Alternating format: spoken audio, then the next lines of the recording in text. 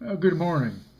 This is my grandfather, William Robert Franklin Jinks, or Frank Jinks as he was known to his community, or Mr. Frank. He was born Easter Sunday, April the 6th, 1883. There's some dispute as to the year, as April 6th was on Easter Sunday in 1884, but that's a moot point by now. He lived all his life in the Castor-Ashland area on the border of Bienville and Natchitoches parishes in North Louisiana. He was a farmer, logger, highway crew foreman, and briefly a deputy sheriff. He was married for over 60 years to his third wife, Eunice, and by her had 3 sons and 2 daughters. This audio recording was made sometime in the late 70s or early 80s by his youngest son, Alan Jinks, and Alan's wife, Sharon, on Mr. Frank's birthday. There are 2 stories here regarding the rough and sometimes lethal aspects of Louisiana life even into the 20th century. The first part is his recollection of the slaying of Bonnie and Clyde, his opinion of the killing and the executioners, and the feeling of the community. He also tells about his own small involvement in it. The second part recounts the lynching of Nelson Cash on February the 19th, 1933 in Ringgold, Louisiana. This occurrence is going to require a bit of prior background. Nelson Cash was a young black male, aged 24, from Leesville. At 4 a.m. on that said morning, he kidnapped J.P. Batchelor, the 50-year-old cashier of the Ringgold Bank, and Mrs. Batchelor from their home at gunpoint, marched them in their night clothes to the bank, and demanded that Batchelor open the vault. Batchelor said he couldn't. Whether he didn't know the combination or was on a timer is not clear, but Cash then allegedly marched them up the railroad tracks a mile north of town. When he stopped them, he attacked Mrs. Batchelor. Mr. Batchelor tried to rescue her and was beaten unconscious. Mrs. Batchelor escaped into the woods by the track and hid in a black family's cabin. They raised the alarm, and by daybreak a spontaneous posse of around 500 was scouring the woods and fields and byways around Ringgold. Batchelor was discovered on the tracks and died in transport back to Ringgold. When Nash was apprehended, he protested his innocence, and Mrs. Batchelor, for her part, failed to positively identify him. But that didn't stop Sheriff Tom Hughes of Caddo Parish from implicating Nash in a series of train murders. You see how quickly truth can bend in such a situation. For the rest, we'll let Frank Jinks offer his personal and eyewitness account. Before I begin, I forewarn the viewer that this contains graphic content and action and speech. The N-word is thrown around recklessly, and for that reason alone is going to draw the long knives from media, censors, and the wrathfully righteous. Before the axe fingers fall on the flag button, however, let me say that this is an historic document. That in censoring it, you are censoring history as it was lived and experienced at the time by the persons involved, not as you would like it to be.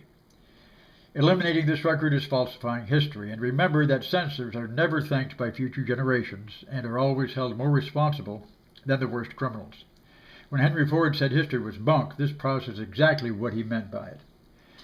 Between these 2 stories, you'll hear a report delivered to the Caddo Parish School Board on the progress of racial integration. That helps date the recording, which I will now begin.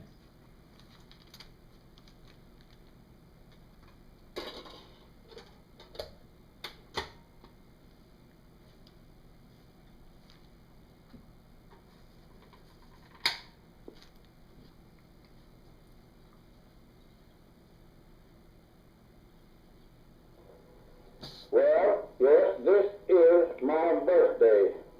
I was born 1883, April the 6th.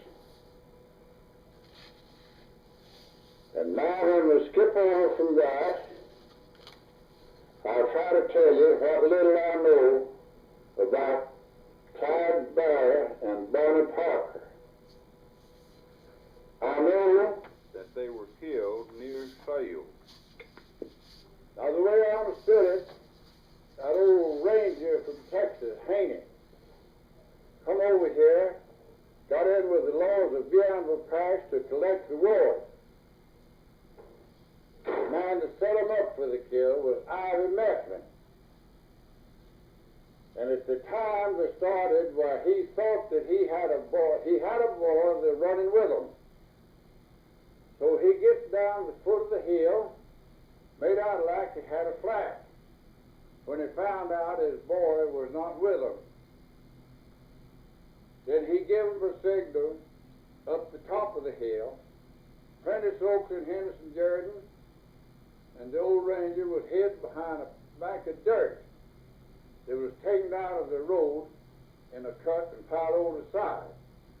And when they started up the hill, they never said halt, they never said nothing. They just started shooting at them. And they shot them until the car drummed off in the ditch.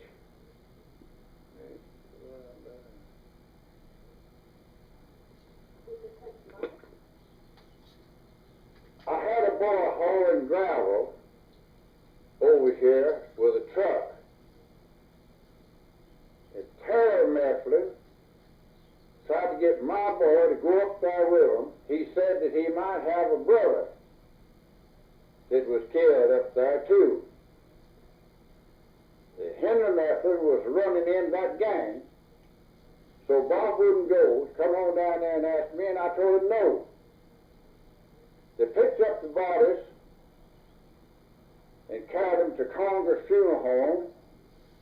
And there's a man, I don't know his name, that they had captured before that, kidnapped, carried him into Arkansas, and they turned him loose. And he told them it was only a question of time when they would be killed. But if he was anywhere around, that he'd come and get the bodies and carry them to a funeral home. This man carried him to Congress Funeral Home. And then when they got up there, of course everybody wanted to go in and see, so they got killed. I found him right up there. Two men come in there and they called for Henderson Jordan, Prentice Oakley, and this other man that was nowhere around. Tried to get somebody to send after him, but there wouldn't nobody go. Then I know that.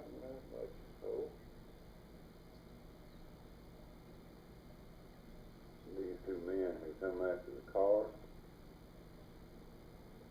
They take the automobile and they put it upstairs in the city hall. And they wouldn't let anybody go up there to see it hardly.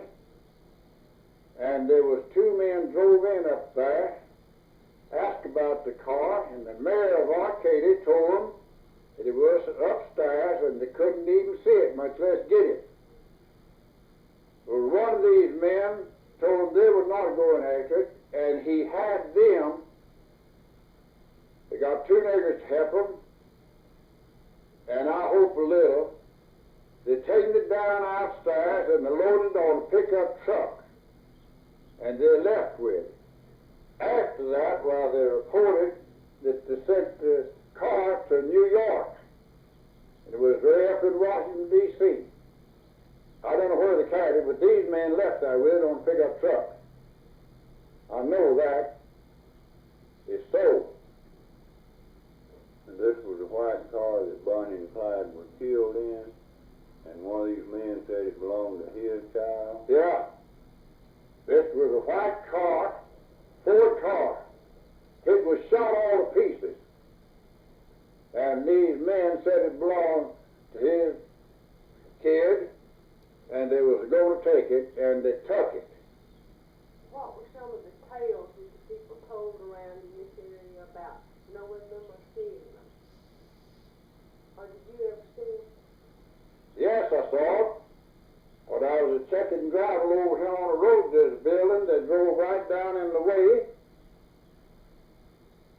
And I stepped up to the car and told them they'd have to back up so the truck could turn around. I didn't know who it was. They never said a word, got out of the way of the truck. After went on, George Simpson knowed them, and he told me that that was Bonnie and Clyde.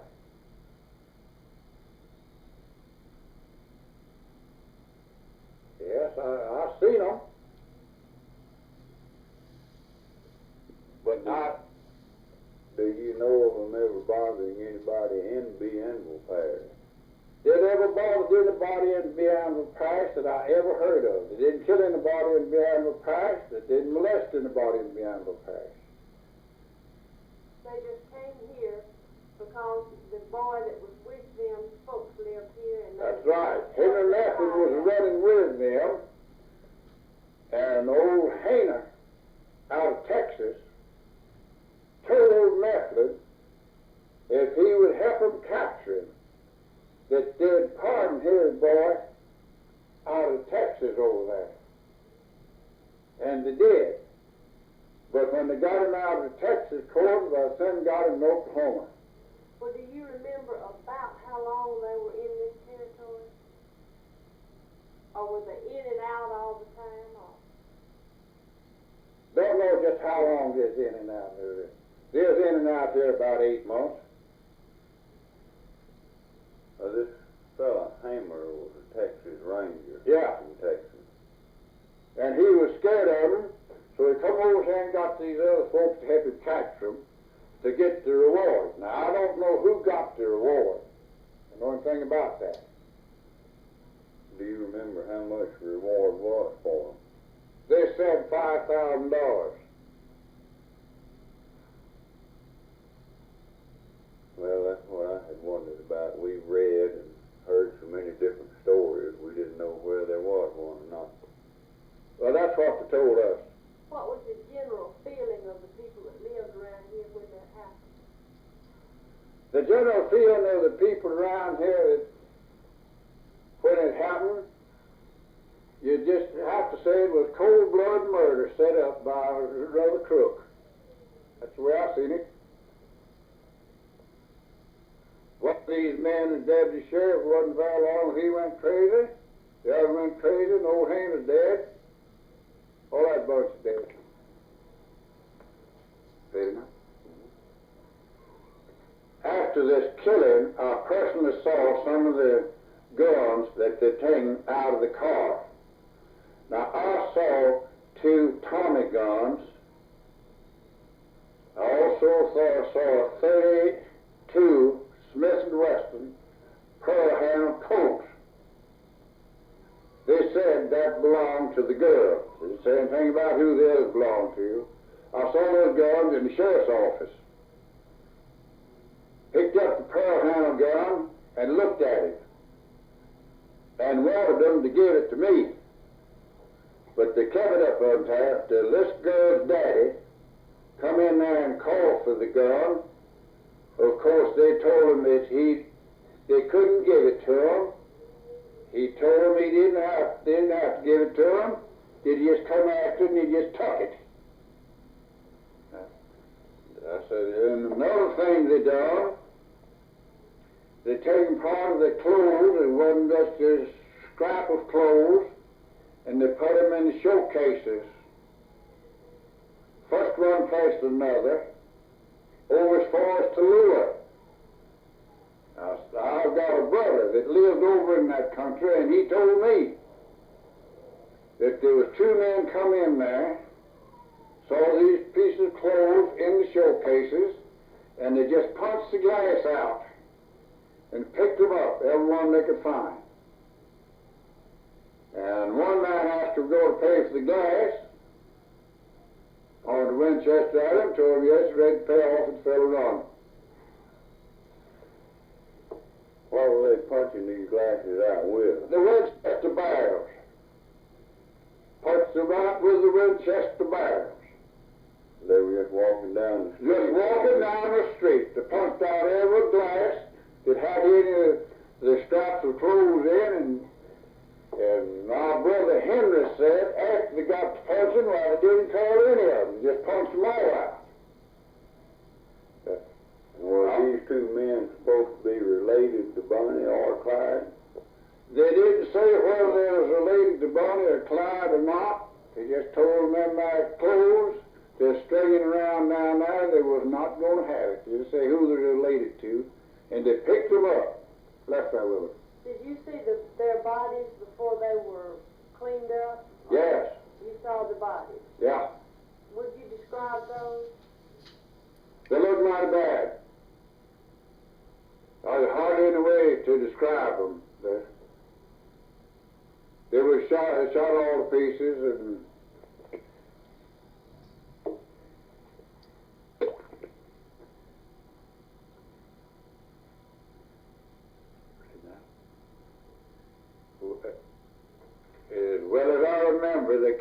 everybody's in.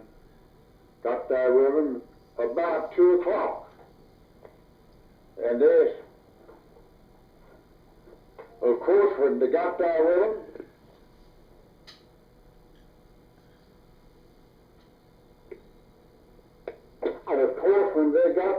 them, everybody wanted to see them, and you couldn't get nowhere about the door for the people, and they had to get 3 or 4 men to hold them out to keep them from seeing them.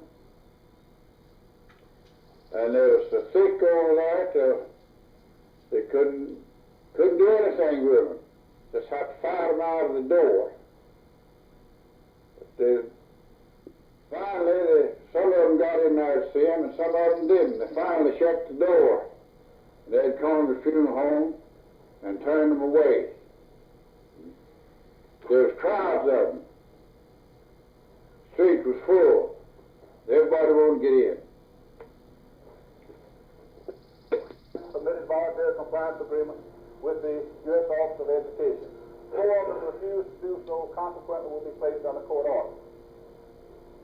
Texas is integrated their faculties 2 years ago. I talked to Superintendent Edgars this morning, and he told me that they are working toward 2 teachers without integration in every school in Texas. Now let's look at Louisiana. Louisiana has 53 court orders. 53 of our parish and city systems are under court order. We only have 3 that voluntarily complied with the guidelines. We have 1 in a deferred status, even though it's integrated. And we have 9 systems that are completely segregated as of this date. Let me point out further that we had last year 9,933 Negro children in all white schools, all previously white schools. We had 35 white children in all previously Negro schools. Last year. Some folks say the panic started in 29. If I remember right, the crops failed that year. But the banks closed The time that the year before the the nigger killed presidential Baxley. election. Yeah. And Roosevelt was elected in 32. Well, I mean, he was taken office in 32. But Hoover was President when the bank was closed. when the banks closed. And what banks weren't closed, Roosevelt closed them as soon as he got in, and then opened up a few of them that could operate, and gave them money.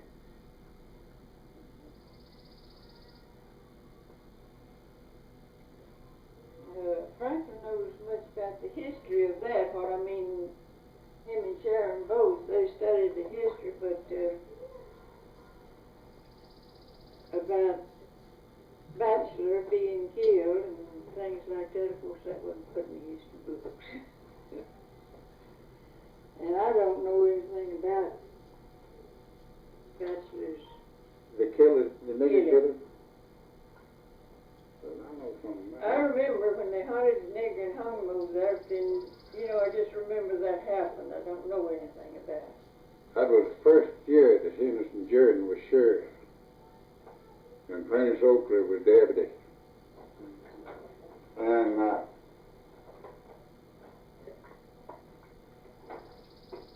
This was in 1931. I think it was. I don't know just exactly when it was. Right along there, 30 or 31. Yeah, right along there. Now, if you're ready, I'll give you my little history about it. Now, when we go back to the nigger killing Baxley, the banker at Ringgold, there's a few things that I know about it and a lot of things don't know. As well as I remember, the first year that Henderson Jordan was sheriff. Prentice Oakley was deputy, and I was also deputy sheriff at that time. Well, he gave us order to go over there, and when we got there was boys, men of all description out there shooting up and down the street looking for the nigger. So the guy got them quieted down. O.G. Thomas got out there and put a kind of hush to that. One boy come by you shooting a woman going across the street, and they're shooting everywhere. So we walked on through there,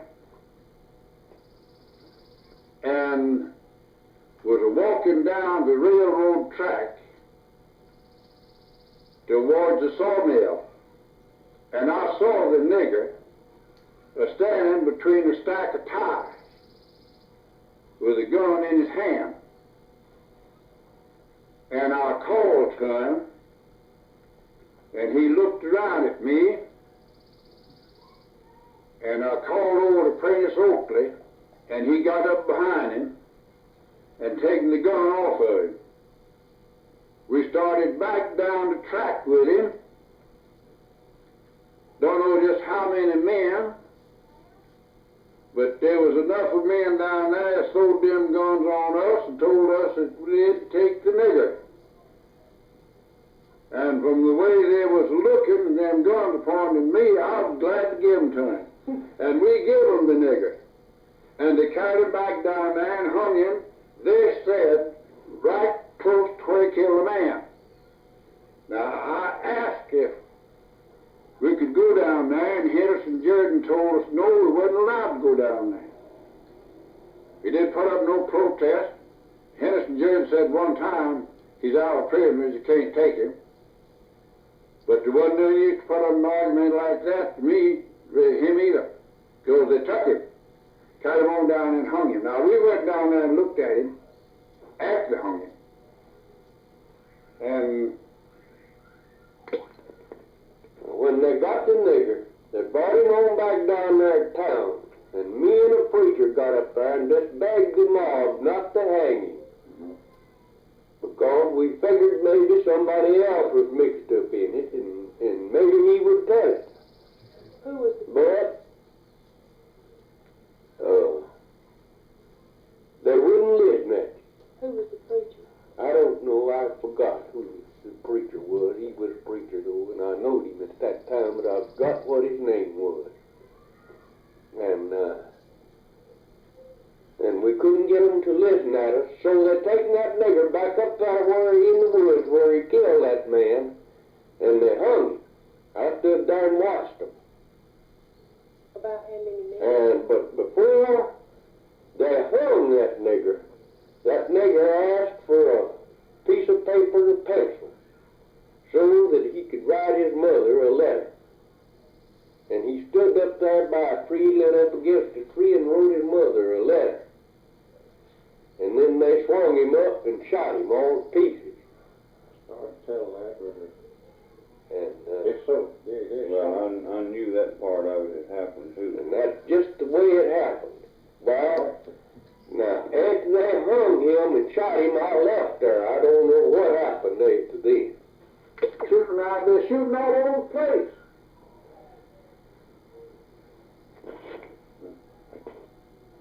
Then how many men there was? Fact is, I didn't have time to count them. They was men from there. And the judge told me that they was looking to find that nigger. And some of them said he's down the cow yard. And we started back with him.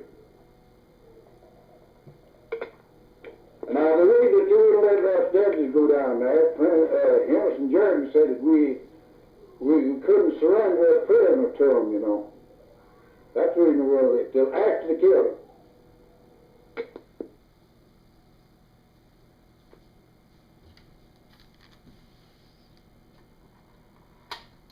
That concludes the recording. The pictures on display here are of Frank Jinks as a young man in his 20s, and to the right as he was in his 90s, about 10 years before his passing. That concludes the document, and any comments you have can be left below.